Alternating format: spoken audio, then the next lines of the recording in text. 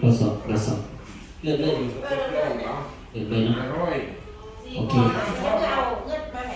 แต่สิเราโมเป็นทางการไปเราคือครอบครัวทุกอีกเคยมาดูเราก็ได้นำซื้อเป็นทางการเลยครับซื้อสตรีพาพอดนี่ก็คือเป็นในหน่วยงานของวิชาการรับบริษัทที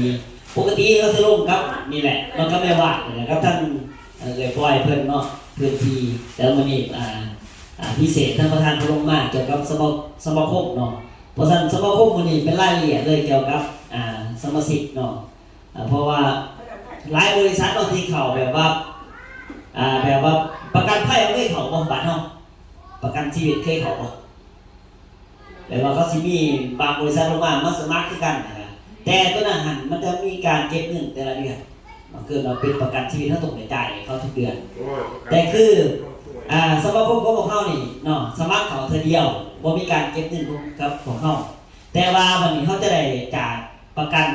จากสมาคมแบบใดเกิดจากการซื้อสินค้ามันจะมีสแตมป์ในการสะสมให้เนาะสิทธิการจะได้แบบใดแล้ววันนี้ประธานมันก็ให้รายละเอียดเนาะให้ทุกคนได้ฟังได้รู้แล้วพอเข้าใจก็ได้ถามเกี่ยวกับการท่องเที่ยวบ่หรือเป็นสมาคมของเขามาแล้วเขาแสดงยันกัดตัวนี้เรามีเงื่อนไขจะได้ให้เราถามเขาเลยเพราะฉะนั้นนะครับเกี่ยวกับประธานกระชิเรื่องกระชิประมาณนี้เนาะก็มีได้เห็นเชิญท่านประธานให้ข้อมูลเลยตัวมือต่อทางเลยเขาตัดสินลงกันไปเรื่อยๆเนาะเพิ่นไปใส่ละพุ่นจีนไปเอาเพื่อนมาหลายการเพื่อนโอเคนะทีนี้เขาจะตัดสินแนะนำเรื่องราวของบริษัทเป็นแบ่งเป็น3ส่วนเลยกสิบอกให้ไวที่สุดก็หนึ่งก็คือเอายังไงเนาะก็คือเขาฟังไปแล้วบ่เข้าใจอะไรให้เขาถามนั่นแม่เนาะไม่ถามไปเด้อแล้วก็สิพาที่สิบอกถึงบริษัทแล้วก็สิบอกถึงสมาคมบางห้องนี่เขาสมาคมของพี่นักศึกษาของบริษัทนี่นะแม่นเฮาจะได้ยังไงเป็นจังไดเนาะแล้วก็จะบอกถึงเรื่องราวของการไปเที่ยวเนาะที่เขาจะได้จากสมาชิกโอเคแสดงว่าเรื่องของบริษัทก่อนเนาะบริษัทเขาได้ซื้อบริษัทพลัสโกล่าเนี่ยเขากระจัดเกลือเป็นบริษัทขายย่อยขายส่งและขายตรงขายย่อยขายส่งมันก็แบบเขาซื้อของกันแหละแบบเขาซื้อ150เนี่ยเขาซื้อ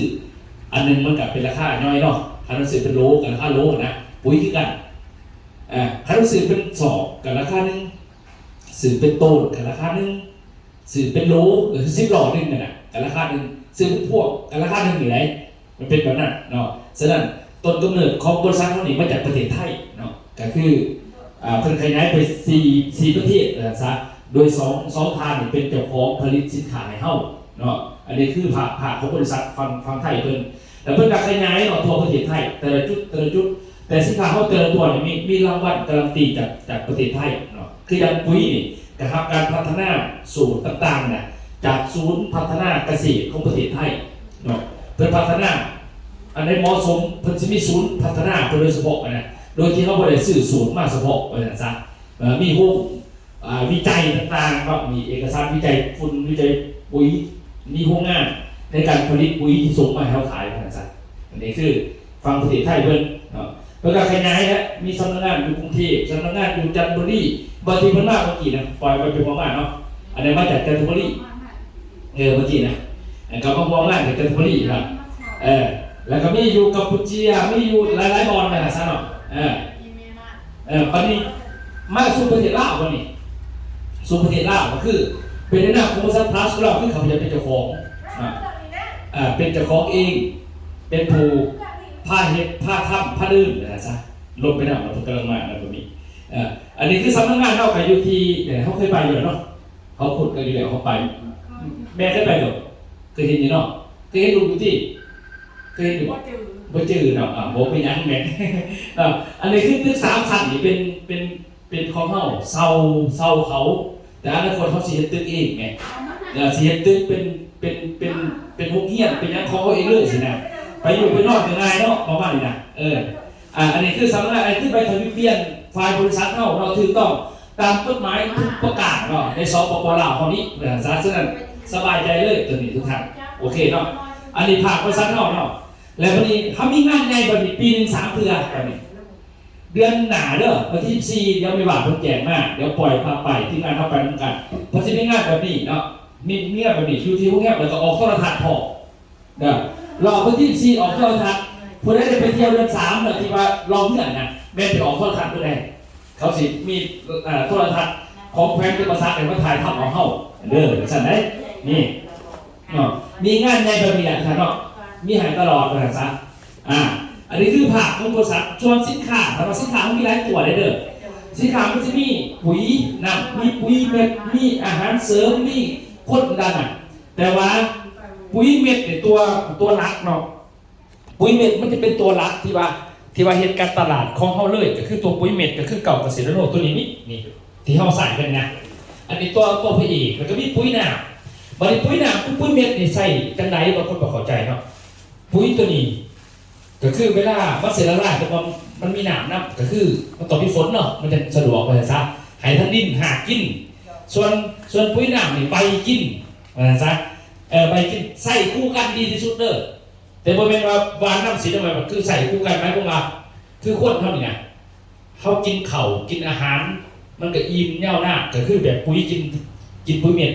แต่ว่าเขากินเบียร์กินนมกินM100กินอาหารเสริมอะไรหรอหายทั้งใบแต่ว่าตัวทั้งใบนี่มันกินมันสิเห็นผลใหม่ภายใน4 วันหาวัน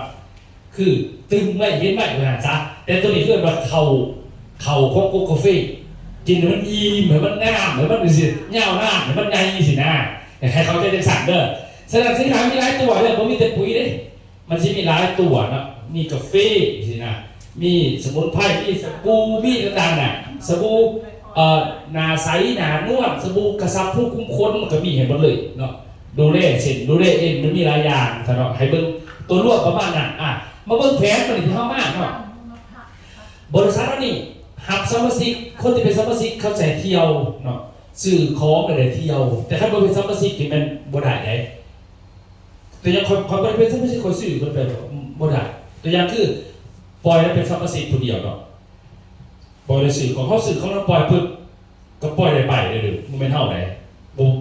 ยกเว้นมาเล่ามันคอยเรือไปเป็นโมคอยในดูสินะอันเดียวกันเล่าเพราะเวลาเขาถามเราดิแต่ถ้าเราเป็นสมาชิกเหมือนกันมันเขาก็มีสิทธิ์กันก็ปล่อยนั่นแหละอันเดียวกันนะมันก็ง่ายเนาะมาเบิ่งมาดิที่เยาว์เลยเดือน3ตัวนี้เข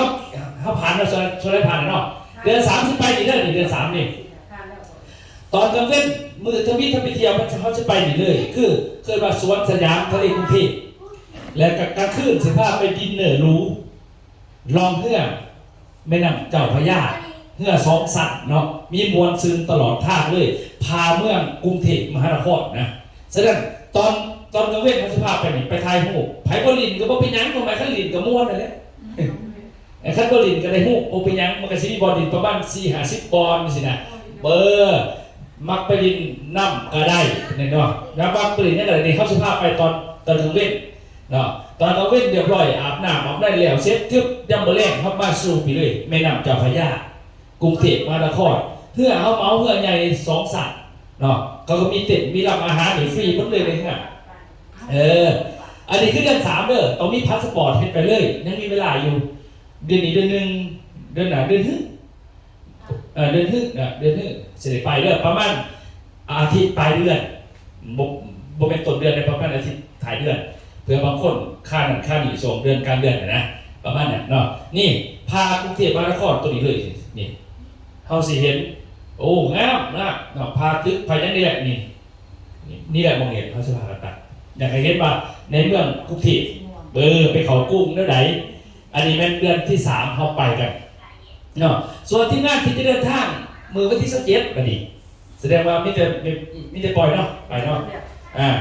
อันนี้มันเขาจะพาไปใส่วันที่27เขาจะพาไปพัทยาเนาะไปพัทยานี่เลยเนาะไปทะเลเลยแต่ว่าเดินทางในรถบัสแบบนี้นี่3 คันเข้าไป144 คนเนาะเดินทางจากต่อเขตไปหอดประเทศไทยปึ๊บเลี้ยวมือทวิตไปเที่ยวเขาพาไปบ้านมหาเศรษฐีเขาจะมีโชว์อยู่นี่บ้านสุขาวดีเป็นวัดไปเที่ยววัดภาษาหลาชวัดอะไรกันซะเขาไปปั๊บเลยว่าเขากระสิมีโชว์งามเลยงามขนาดเนาะเขาไปทางไหนกระสิพูดได้นี่สามที่ใต้หูปล่อยเลยนี่เป็นหน้าเหมือนนะสามที่ใต้หูนี่อันนี้ไปที่28เป็นไปนี่แหละนี่ แต่ว่าหูทั้งในเขาบ่ายทายว่ามันพิลิกซิตก็เลยว่าแต่ทั้งนอกเนี่ยเป็นทายเอามาลุ่มเอาเนี่ยเขาพาไปได้หลายแบบนี้ครับงามอันนี้คือหลังจากกินข้าวกินน้ำแล้วจากจุดนี้แล้วเนี่ยแม่น้องจะพาไปทายหูอยู่นี่อยู่คือว่าเขาสีจันนี่คือพระพุทธรูปนี่เป็นทองคำเททองคำแต่เขาใส่ขดสอยนะเขาระดมบุญกันเฮ็ดเลยนะเต็มเลยงามอันนี้เขาจะพาไปทายหูอยู่นี่ออกที่นี่แล้วปึ๊บเขาจะพาไปนี่คือบอลพักก็คือนี่เลยพัทยาปาเกิดห้องแคบใหญ่นี่นอนอยู่นี่แหละนะแล้วก็เขามีบัตรให้ขี่รถไฟฟรีเห็นเล่นกิจกรรมฟรีออกไปเลยนี่เนี่ยยันดินน้ำดีกว่าฟรีนี่มันชมทะเลเลยนี่เห็นไหม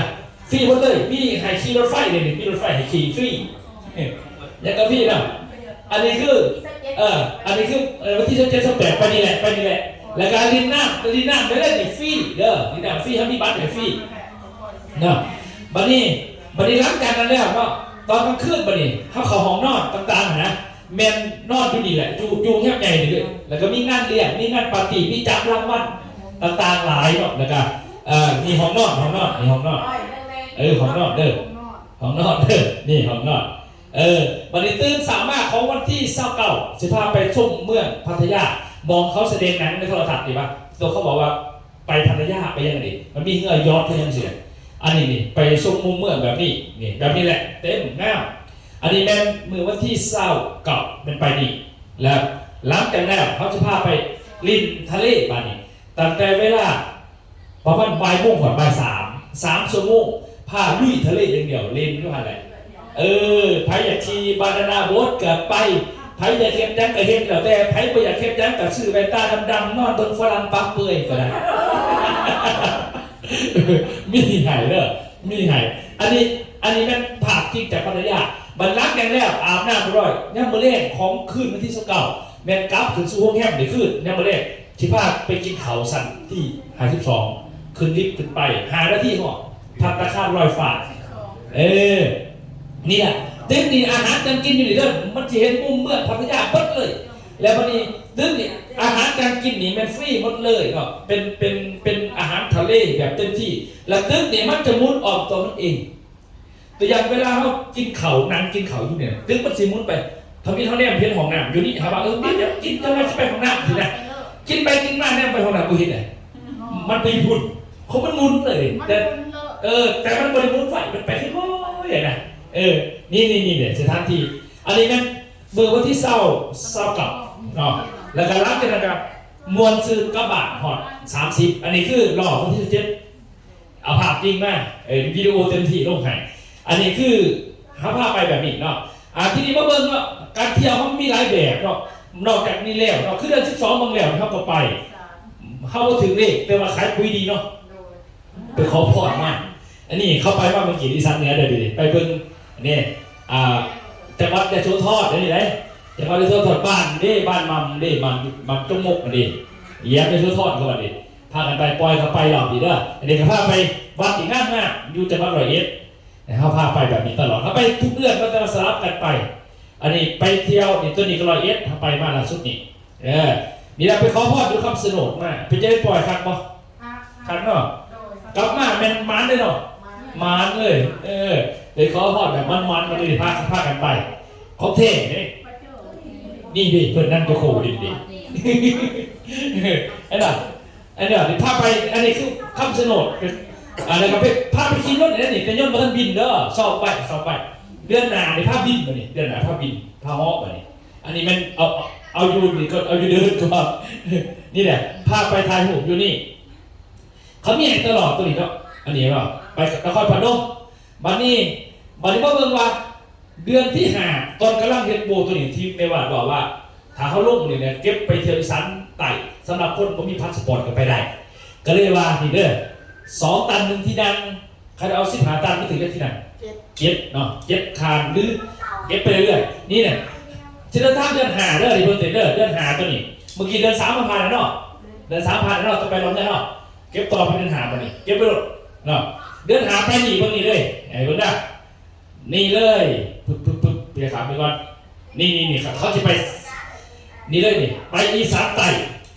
มีแต่สมมุติว่า1ก็ไปได้ไปเฮ็ดอยู่ด่านเอา มันง่ายบางคนประทัดพอร์ตเป็นพาสปอร์ตนะเก็บไปโหลดได้นี่เลยจะพาไป1วัดไตรสามัคคีไปบูชาพญานาคเก่าตระกูลเด้อลิงเนี่ยวัดไตรสามัคคีนี่เลยนี่งามสถานที่งามเด้อมีสักไต่เขาออกจากวัดนี่แล้วนอกจากเดินท่านนี่เขาก็จะเดินทางไปทีนี่อีกนี่วัดศรีมงคลรัตนราชพญานาคศรีตระกูลยุทธธรรมตัวนี้ยุทธธรรมออกจากบูชานี่แล้วปุ๊บเขาจะพาไปที่วัดหลวงปู่เครื่องเนาะเป็นคือวัดสร้างกำแพงใหญ่บอลเพิ่นอัดนี่อัดเลี้ยงตัวเด็กหน่อยเวลาพอสบายเขาไปวัดแต่กับเพิ่นมีใส่ข้อมีหูพระดิฮะเนี่ยเขาอัดอยู่นี่แหละเนาะอัดโตมาหลอกใส่ข้อนะอยู่นี่เขาจะพาไปเด้องามสถานที่งามบูชาแต่ละจุดแต่ละวันไปขอพรมากง่ายเลยนอนนี่เขาจะพาไปแบบนี้นี่แหละมงจะพาไปเนาะนี่เขาไปแต่ละขันแต่ละวันเป็นพอดีแล้วก็ย่างมะเล่พาไปกินบุฟเฟ่อาหารทะเลอยู่ที่นี่เลยอยู่ในเมืองนะนี่ที่งานไปกินอิ่มนงอุ่นตื่นสามารถพาไปที่วัดถามเรื่องรอบไปเบิ่งงัวใหญ่ดิงัวใหญ่พี่งัวใหญ่ไปทายหมูก็งัวใหญ่ใหญ่ซ้ำไรผุดเลยเบิ่งเอาเลยผุดใหญ่ผุดนี่ไม่หวาดนี่พี่ผมใหญ่ของงัวแล้วก็พาไปเบิ่งเพื่อนว่ามิวเซียมเพื่อนมาอย่างก่อนพิพิธภัณฑ์ปลาดำจืดบดโลกนี่นะมีพันธุ์นั้นเนเห็นอยู่ในนี่บดเลยมีบดเลยทุกพันธุ์เลยเขามีไว้ยังนี่เขาพาเบิ่งอยู่นี่แหละหลังจากแล้วเนี่ยกินข้าวเที่ยงแล้ววันนี้เนาะเขาก็จะพาเดินทางวันนี้กลับขึ้นมาวัดแต่ละวัดอยู่ในจังหวัดอุบลราชธานีเนาะจะมีวัดอะไรน้องบัววัดไร่บอลเนี่ยพาไปเนาะแล้วมีวัดนั้นหลวงปู่ยังเกิดอินเปงบ่เฉพาะอินเปงประจำอินเปงแล้วก็ไปหางมันไปเบิ่งหางรู้บ่นี่เนาะแล้วก็กลับมาให้ท่านดางให้ไปเบิ่งวัดเรื่องแสงนะอันนี้แม่นเดินทางเดือน5เนาะเดินทางวันที่17บ่17 18เดือน5ฉะนั้นเก็บปูเขาเลยได้พอได้ผ่านแล้วเดือน3ผ่านเก็บต่อแสดงว่าเขาผ่านคือปล่อยแล้วผ่านแล้วเก็บต่อก็ต่อยังคือไปเดี๋ยวผมมียังยิ้มบ้านไปอย่างเดียวก็เอาโทรศัพท์ลงมาใครยกตัวนี้ไล่เลยอันนี้มันเก็บไปเลยครับอันนี้คือเขากำลังเตรียมปูในปีนี้ให้โอเคทีนี้มาเบิ่งเหมือนเราไปเที่ยวแล้ววันนี้ผู้ได้ปรึกษาประสิทธิ์สมาคมสิได้หยังสมาชิกสมาคมปีนึงสังหาสิได้หยังใดนี้เลยเนาะมันจะมีการช่วยเหลือจากสมาคมทั้งหมดที่จริงมันมีอยู่6ข้อก็เป็น3ไหนมันจะมี1กรณีการสูญเสียชีวิตไผกระตามในปึกสำนักครัวเดียวกันเขาสมัครเขียนเหลืองยืนขาเข้าบริษัทได้2แต่งงานเนาะลูกหลานก็แต่งงานก็ได้เข้าบริษัทเต็มเข้าเร็วเลยเนาะแต่ลูกหลานก็ได้เนาะ3ขอดลูกสิได้ขอดลูกก็ได้แต่ว่าข้อ4ของ6เนี่ยเป็นคนที่ธุรกิจนำบริษัทจังไดตัวนี้แต่ว่าเขาบริษัทธุรกิจเขาทำสื่อกินสื่อใส่สื่อขายสื่อปุ๋ยมาใส่แล้วก็ไปเที่ยวเขาเอา3ข้อนี้3ข้อนี้ก็ได้นั่งอยู่นั่นเลยแหละบางคนจะไปต่อไปใช้ก็ได้ผมหมายนะมีแต่ว่าพี่กิจกรรมจะเข้าไปไหนก็ไปสินะก็คือได้นั้นสูญเสียชีวิตแต่งงานขอลูก3ข้อนี่ก็คือตัวหลักเนาะโอเคแต่มาเบิ้งมานี่แต่ละปีสมาคมมันนี่เสือหมวกมันนี่เขาจะมีการประชุมกันนี่ปีนึงประมาณ2 เทื่อก็คือมันจะมีงานในเดือน3เขาจะมีงานให้เขาสมาคมเขาจะมีงานเอาวงดนตรีโลกเล็กมีกินเลี้ยงกันอยู่ที่โรงแรมอิราวัณง่ายเสีย500 คนพอกันบนเขาจับรางวัลบนจักโทรทัศน์บนจักรถไฟฟ้าบนจักรไฟฟ้านะเขามีเบิ้งนี่อันนี้คือเขาจะมีให้ตลอดหน่อยเบิ้งประมาณในสมาคมเขาคนนี้ว่าเขาได้แต่นั่นเองเอาตัวอย่างคือผู้นี้นะเราเมียเราเนี่ยเราอยู่ในสมาคมเมียเราออกลูกสินะนี่แหละออกลูกแต่ขั้นมาเขาเป็นนักธุรกิจเขาก็จะมีรายได้จากบริษัทเขาจะตรวจสอบรายได้จากบริษัทที่เขาตรวจสอบเรานี่3 เดือนหลังเรามีรายได้เป็น7,000ผ่านกินเขาก็แจกซองในบริษัทนะแล้วเขาก็เอาเงินแจกซองมาหายเข้าในกรณีว่าเหตุเกิดมารายได้ผ่านกรณีนี้เราเสียชีวิตเราไม่เยี่ยนหูแล้วเราเข้าเรานี่เขาไปจับเนี่ยเราเยี่ยนหูพอดีปีที่2เล่าหันไปออกกำลังกายรถเหยียบแล้วตายรถเหยียบแล้วตายปั๊บมาในลูกเล่านะกับยื่นเอกสารมาบริษัทก็ตรวจสอบได้หลายรอบหย่อนหลังด้วยกันเรากับพี่ได้4,000เสียไงล่ะเด็ก กดสอบเข้ากับโอเคกดสอบเอกสารผ่านนี่ลูกเราไม่ยืนบันนี้ทั้งสมาคมเขาก็แจกซ่อมแต่ละเขตของที่นั่นก็เอาเงินมาบอกให้เราสีนาซอยเราเห็นป่ะนี่เป็นอันนี้นี่เราผู้เสียเป็นลูกเราเนี่ยอันนี้มันที่นั่นไม่ว่าชนะนี่แหละอยู่เมืองคงเซโดนแบบนี้ไปทางนี้ก็แบบนี้แหละเขาไม่จะไปเนาะไม่ว่าจะให้ไปลบให้แบบนี้แหละและนี่ดิเล่านี่ลูกร้านเราเองเบิ้ลมานะครับเขายังไล่กลัวดังๆลงเหมือนเนาะเรา3-4 คนหนึ่งเราจบคือเขาอยากออกเบียดเขาจะไปเบิ้ลตีบกไปยังหน่อยคนกับไปเพราะแต่ว่ามันเป็นเบียดเขาแล้วนะนี่เราก็สมัครมากแล้วกับเฮียนหูนั่นมันเดี๋ยวเราก็ไปนะเฮียนหูดิแต่ละจุดแต่ละบอลเนาะอันนี้เราไปเที่ยวหน่อยเราไปเที่ยวนั่งเลยไปเที่ยวนั่งแล้วก็ไป2 ปีผ่านไปแบบ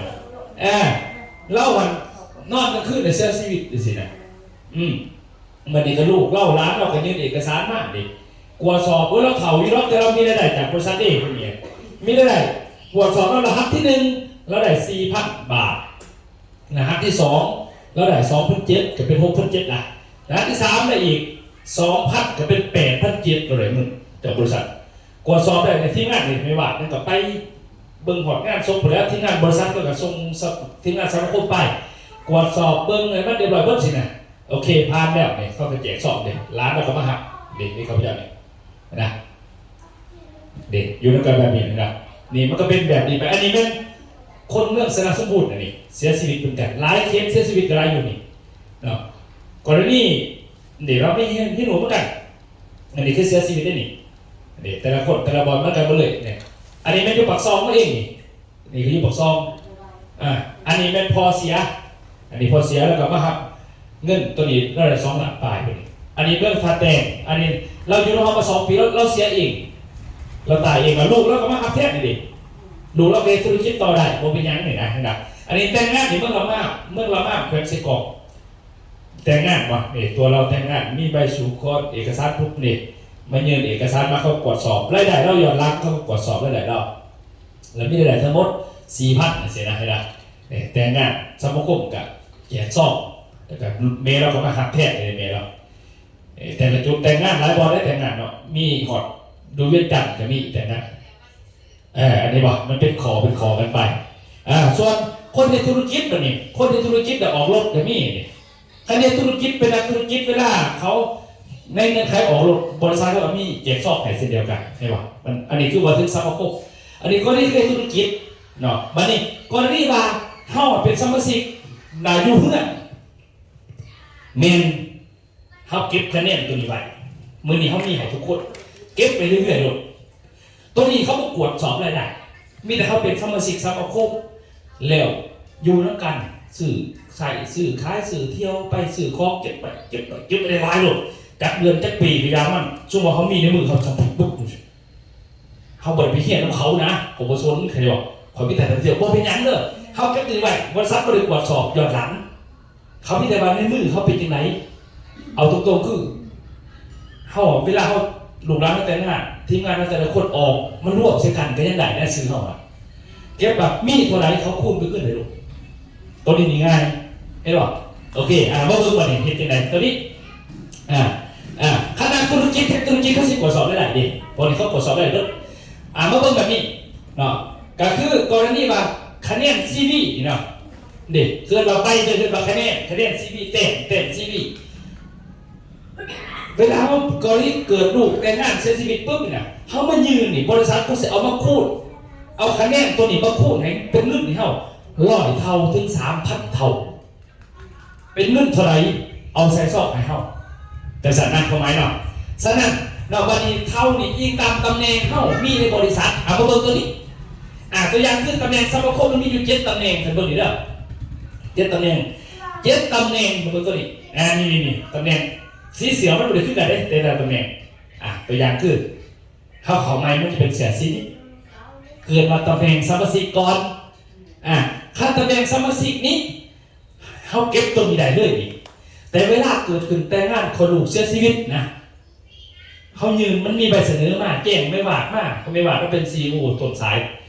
เร็วให้เขามีใบตัวนี้ได้หลายเร็วเขาจะมาคูดให้เขา100 เท่าเนี่ยเบิ่งเลยเดี๋ยวสิเตะใส่กระดาษให้เบิ่ง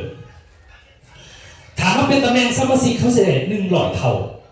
ตัวอย่างว่าเป็นเรื่องอะไรเด้อเขาจะบทสอบถามยังเขาเลยบทสอบถามไม่ได้ว่าจะเป็นสมาชิกเขาจะไม่ซื้อในบริษัทเขาจะเบิ่งในตัวเขาแค่ไปสมัครเตะลงไปเมื่อกี้เลยตัวเขาออกบัตรเด็กเขาบอกไปเอาบัตรเนี่ยขณะมีบัตรที่ไม่ซื้อแสดงเขามีสิทธิ์แล้วแต่ว่าเขามีคะแนนตัวนี้หลายโมเก็บไว้ได้หลายแสดงสื่อของเขาจะคูดในเขาเองมันมีตัวอย่างตัวเที่ยวก็ได้เที่ยวคุยเขาก็ได้อยู่แล้วนะครับตัวอย่างเขาเป็นตำแหน่งเสือตัวนี้เขาจะ100 เท่าตำแหน่งนี้100 เท่ามากกว่าตัวอย่างปะเขาเก็บคะแนนดีนะมี10,000ส่วนเขามี10,000คะแนนซีวีนะเขาเก็บไว้ปี2 ปีแล้วแต่เขานะบัดนี้เกิดมาเขาอยากยืนช้ามันมีในสมรภูมิเขาแต่งงานขอลูกเชื้อชีวิตสมมติว่าเขาเป็นตำแหน่งนี้มันคันมี10,000ซีวีเขาพูด100 เท่าเลยมากระทำครับเลย1 หลักมันหรอเด็กเมนเขากระใช้ซ่อมเขา1 หลักเลยเขาพูดตามเท่าตำแหน่งเขาบัดนี้ถ้าเขาเป็นตำแหน่งตัวที่2เหมือนเดิมบัดนี้โดยตำแหน่งนี้ถ้าตำแหน่งตัวเสือที่ฝานี้เขาจะได้200 เท่าตามอีกเท่าสูงกว่าอีกคะแนนตัวเก่าเพื่อพูดหลดเป็น200 เท่าจากเขาจะได้1 หลักเป็น2 หลักสินะแต่ถ้ามันเป็นตำแหน่งเสือที่แดงนี้เขาจะได้300 เท่าคันที่แดงได้300 เท่าหมายถึงว่าคะแนน10,000คะแนนตัวเก่าตามตารางมันก็คูณ300 เท่าเขาก็ได้เป็น3 หลักเลยบัดนี้ถ้าเป็นตำแหน่งตัวนี้เขาจะได้อยู่500 เท่าเลยแสดงว่าคะแนนสำเก่า10,000ฮะแต่ถ้าเรายืนในตำแหน่งเขาจะได้5 หลักแต่สันนะถ้าเราเป็นเสือตำแหน่งตัวนี้แบบนี้คือไม่ว่าใส่เกิดมาตำแหน่งหัวหน้ากลุ่มนี้เวลาเกิดขึ้นปุ๊บเอาคะแนนตัวนี้แหละ10,000ไม่ยืนแต่จะได้อยู่600 เท่าได้6 หลักแต่สันนะถ้าเราเป็นตำแหน่งตัวนี้ตัวที่6นี่แม่จะได้อยู่700 เท่ากับ7 หลักถ้าตำแหน่งตัวนี้จะได้อยู่1,000 เท่าแสดงว่าได้อยู่10 หลักแต่สันนะเข้าไหมเขามีหน้าที่ก็คือขอ1ขึ้นตำแหน่งนี้ให้มันสุดขอ2เก็บตัวนี้ไว้ได้หลายเท่านั้นแหละแต่เขาสื่อไปถอดไปเท่าก็มีแบบเท่าหนึ่งเขาเก็บไว้เท่านั้นในบริมีอย่างหลังจากนั้นไปเกิดนั่นคือตอนนี้แต่ส่วนธุรกิจไม่ได้ต่างหากตัวนี้เราจากทรัพย์ก็ขอเดียวนี่มันมีคะแนนแต่งซีวีไหมคือมือนี่เขาสมัครซื้อเขาก็ได้แล้วไปนึงนี่สมัครซื้อได้ไปในขั้นว่าซื้อของมือนี่ไม่มีแต่คะแนนขั้นว่าซื้อของหันซื้อของปุ๊บมันก็มีอีกแต่อย่างว่าเขาซื้อของในงานที่เขาลงเนี่ยเขาก็คูณอีกเลยนี่เก็บไว้นะมันมีหายแบบนั้นตัวนี้เด้อเดี๋ยวต้นหนาไปซื้อของเป็นปุ้ยแบบนั้นเดี๋ยวจะสตีเรากับซิมี่แบบนี้ขึ้นมาหายอีวาที่จะได้ติดตัวนี้ใครเขามีหลายที่สุดเนาะตัวนี้เนาะอยากใครถามแบบนี้เห็นจะได้จะสีขึ้นเหมือนเนาะสีเกิดซะเนาะแล้วแดงตัวที่1นี่เขาสามารถขาย100 บาทเท่าได้คืนแล้วเสือที่เขาซื้อเอาเองแต่ว่าเวลามือใดเขาแนะนำคนเองให้ครบ10 คนเนี่ยเบิกเซลฟี่อีกตัวนึงพี่โดดเข้ามานะเข้ามาเด้อขอตัวที่2คะแนนตัวนี้ให้ยังไงให้เขาซื้อคะแนนเขาให้มี250 คะแนนนี่ดิเขาซื้อเขาไปปุ๊บครบเขาขึ้นตำแหน่งนี้เลยแสดงว่าสิทธิเขาได้200 เท่ากดสอบเบิกคะแนนจะฟ้องไม่ได้พันเดี๋ยวไม่ว่าเป็นภาพเบิกหรอกเดี๋ยวเอาเจี๋ยให้ก่อนเดี๋ยวนี่เอายาต้นข้อละแผ่นก่อนนี่ตัวนี้เลยแหละเอาไปอ่านเบิ่งตามนี่เลยเดี๋ยวเขาสิเข้าใจเขาจะจื้อ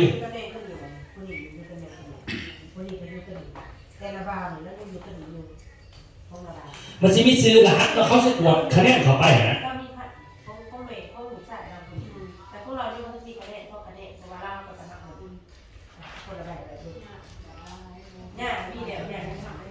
เขาสามารถกดสอบได้เนาะกดสอบรหัสที่เขาซื้อสินค้าเข้าไปฮะ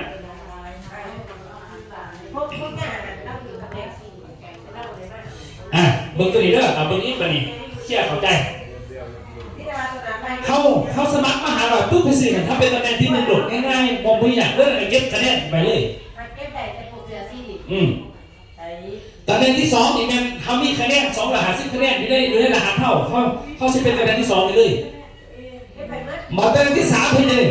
ตำแหน่งที่3คือเขาผ่านไปเที่ยวคือ1คือตำแหน่งเลย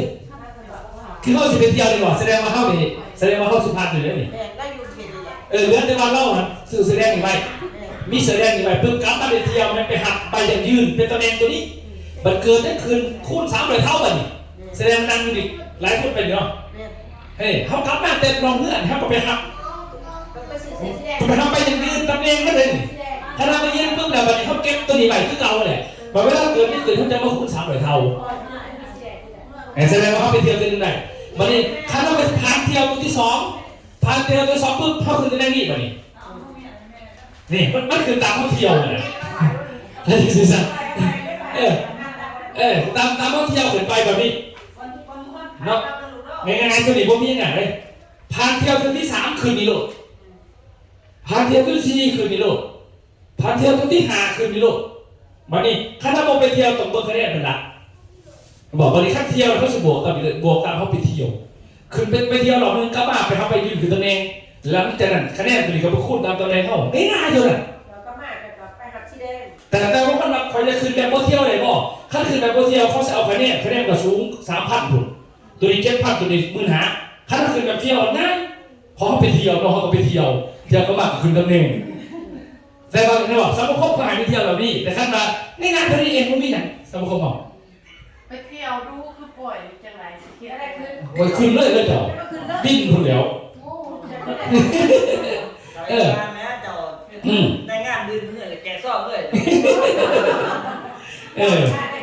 คนดีการได้ได้ดอกไปเนี่ยพี่ดาวเที่ยวเข้ามา เท่านั้นเด้อเขาไม่ให้เบิ่ง2คอฟังนี่คือจำนวนเท่าเขาฟุ้นเงินสมาคมให้ตัวที่บริเก็บเงินเท่าไหร่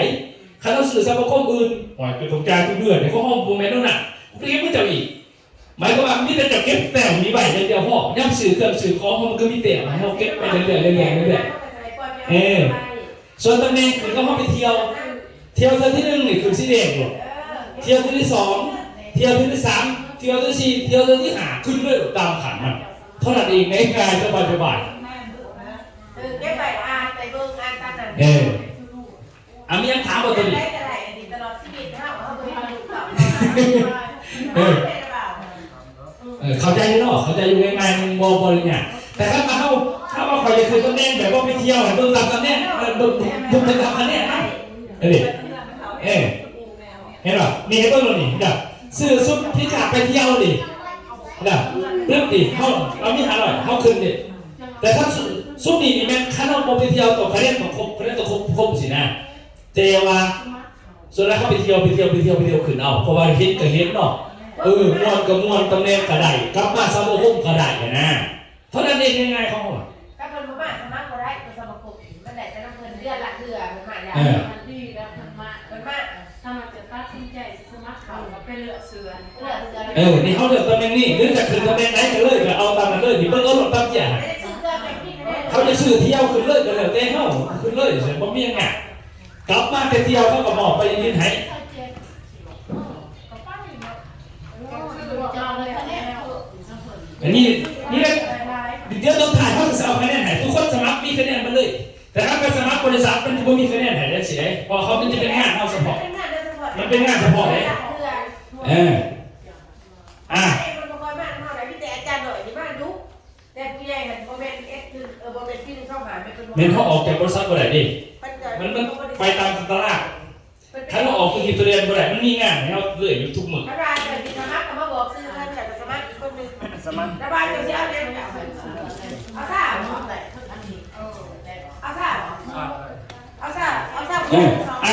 โอเคว่าตัวนี้เขาได้สมาคมมันสิเขาได้ จะสิเอาไปสร้างแล้วหรือจะเอาโคนหูคอนปล่อยมาเขา เอาสมุนไพรเนี่ยใส่น้ำเนี่ยสมุนไพรที่ เอาไปคอนปล่อยนี่ อาจารย์สตีฟคนที่อยากเลิศอีสุดเลยเดี๋ยวพี่หาพี่หาเอาไปเข้าเอาไปเข้า1 2 3ผู้ที่4ผู้ที่5ให้แยกขั้นเขาเอาสมุนไปหลังก่อนเนี่ยเดี๋ยวเราช่วย ก็ นะ ได้เนี่ยก็ได้ก็เดี๋ยวพวกนี้ไอ้พี่มันโดนเขาได้นะมันเป็นเพิ่มใส่ตัวนี้ใส่มาไอ้พี่ซ่าแชร์ไปแล้วมันเด็ก เจ้าพวกไม่เชื่อกันจะได้ ก็ได้ป้าจ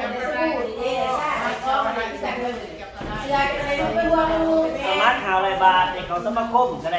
ด้สินค้าไป ไปราคาที่เราต้องแปะในบ้านเราเข้าใจ ราคาเป็นพันกว่าบาท เพราะคนนี้นี่นะเพราะท่านเพื่อนเนี่ยอันนี้บางอย่างเราทำอยู่ใต้เรา เขาพวกเนี้ยเราท่านเลยท่านแบบเนี้ย นี่พวกมึงนี่แค่เพลงชั่วพวกเนี้ยรู้จักพี่น้องว่า เดี๋ยวนี้ทำคนอื่นมากก็ได้คือนายจะไปดูเพื่อนเดียวก็ได้ว่ามาเงินปล่อยก็ได้รวบรวมไหนก็ได้จะทาเบอร์กับทุกถ่าย ถ้า ที่ จะ จะ เอา เห็น เป็นอาจารย์เลิกบอก อาจารย์หน่อยต้องบอกไหมอ้าว อาจารย์หน่อยอาจารย์ไหน อ่ะตอนนี้เขาเบิ่งเหมือนจะสู้มาเขาสิทธิ์ที่เขาจะได้เนาะตัวมือนี่นะที่ว่าเขาลงงานมือนี่เนาะขอเนื่องเลยนี่คันว่าสมัครสมาชิกสมาคมปั๊บเขาก็ได้คูปองจับสลากรถ1 ใบเนาะสมัครเพื่อมีใบคูปองให้2แม่นสมัครซื่อๆเขาก็ได้คะแนนตัวนี้มีอีก5 แต้มมันมีคะแนนให้พร้อมได้มีใบเก็บพร้อมเด้อสมัครซื่อๆนี่ได้3ก็คือเวลาเขาซื้อสินค้าที่มีคะแนนแม่นเอา10% ของคะแนนมาตีเป็นแต้มให้อีกแล้วก็4แม่นคนเก่าของงานก็ได้แต้มฟรีเด้อมันรวมกันซื้อเรียนได้แต้มฟรีว่าซั่นน่ะแล้วซื้อสินค้าซื้อยังบ่ได้1ละกันได้จับสลากฟรีอันนี้คือพิเศษสำหรับเขาจัดงานมื้อนี้ว่าซะ10% แม่นี่คือ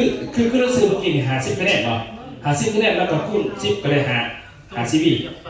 แม่นจนนั้นก็ไล่ตามบินมานี่บินเขามาเท่าไรตามนั้นไล่แล้วก็เบิกให้เลยประมาณนั้นนะอ่ะมียังถามบ่ตื่นยังถามบ่ ถามคนนี้เราบอกเขาจะได้ถามเด้อ ตอนนี้มีรายชื่อสมัคร ได้เที่ยวได้สมาคมง่ายๆซะปุ้ยเห็นดีอยู่แล้วเขาไปใส่ไว้หน้าคนนั้นเอาซื้อปุ้ยหรือเท่ากับซื้อที่เก่าแหละว่าซั่นซะซื้อแล้วก็ได้กับปุ้ยแหละบ่มีหยังหรอกสมาคมก็บ่ได้เที่ยวก็บ่ได้ไปนะของเฮานี่แม่นไปหมด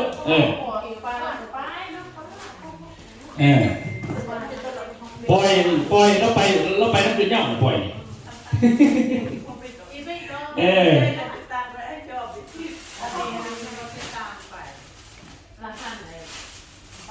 จะซื้อพันมาแต่ยังไม่ได้ก่อสมาคมจะเลิกประธานใดๆไปอยู่ตรงนั้นวันนี้จะซื้อวันนี้จะเลิกแต่วันนี้จะสิได้เลยอันนี้คุณคือสิได้สติเนี่ย เอาก็ไม่ได้เขียนเลยเอาประมาณไหนนะครับพวกนี้ถามเอาสำเร็จก่อนเนาะเดี๋ยวตอนสุดท้ายให้อาจารย์ใครวาอีเพิ่มเติมจดก่อนตัวนี้